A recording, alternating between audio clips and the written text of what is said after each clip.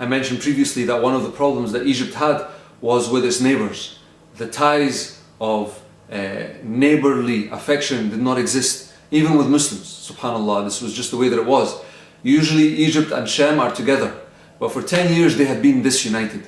And Baybars, when he left the country, actually went to a man called Al-Nasir Yusuf. And he was the Emir of Halab and Damascus.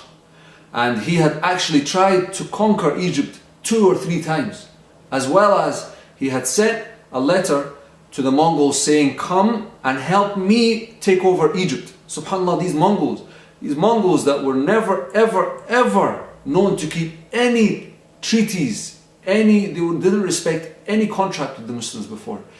This man, Al-Nasir Yusuf, agrees, or at least offers the Mongols to come and help him to rule Egypt. The Mongols, of course, barbaric in their nature, disagree. They say, we help you, shouldn't you help us to rule Egypt? And so they leave him alone. Now what does Qutuz do now as the ruler, after giving pardon to all of the Mamluks of the navy and whatnot? Now he wants to establish trust and friendship with his neighbouring Muslim countries. So he sends a letter to Al-Nasir Yusuf. And SubhanAllah, listen to this letter. The first thing he says to him, I want you to come back to Egypt, and when you come to Egypt, you will be in charge of Egypt and I will be your second in command. SubhanAllah. This man, Al-Nasir Yusuf, isn't even the ruler of Sham. He is just the ruler of Damascus and Halab. And Qutuz is the ruler of Egypt. Much bigger, with a bigger army. Qutuz is far superior to Al-Nasir Yusuf. Far superior in his military prowess, in his intelligence, in his sincerity towards Allah and towards the people of the nation. And yet he offers Al-Nasir Yusuf to be in charge.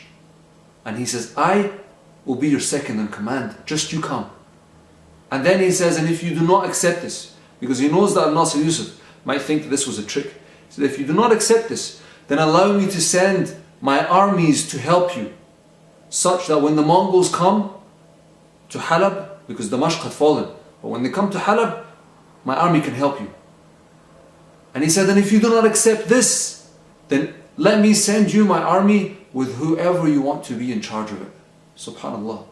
Because he knew that Baybars had went to Al-Nasir Yusuf before. He was the one he fled to.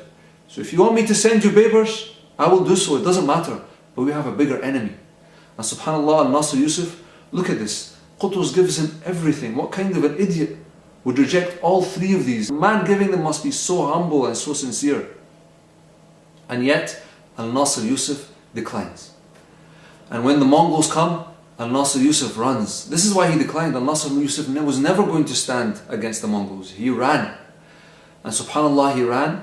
And as he ran, his army that knew of the letter that Qutuz had sent, his army left him. And they went to Egypt to join Qutuz. Look what sincerity does. Qutuz then sends a letter to other rulers. One of them accepts. His name is Al-Mansur. And he comes to Egypt and he joins the ranks. Another called Al-Mughith Umar, who had actually tried to conquer Egypt twice, rejects the offer and doesn't come. And another of the rulers, he said, well, currently we're having a few problems, so we'll see what happens. And what they were doing was they were waiting, they were sitting on the fence. If Qutuz would win, they would join Qutuz's army. If the Mongols were winning, they would join the Mongols. You see, Muslims that are willing to do that against their brothers and their sisters. So you can see the magnitude of offense that Qutuz had to deal with.